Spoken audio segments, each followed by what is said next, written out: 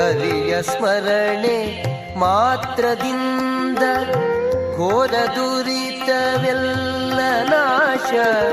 ವರದ ಪುರಂದರ ವಿಠಲನ್ನ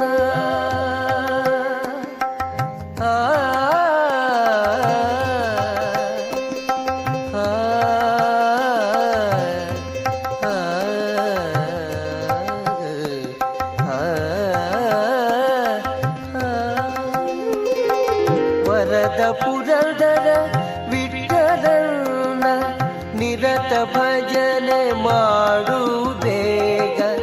ವರದ ಪುರಂದರ ವಿಠಲನ್ನ ನಿರತ ಭಜನೆ ಮಾಡು ಬೇಗ. ಮರೆಯಬೇಡ ಮನವಿ ನೀನು ಹರಿಯ ಚರಣವ. ಅರುಣ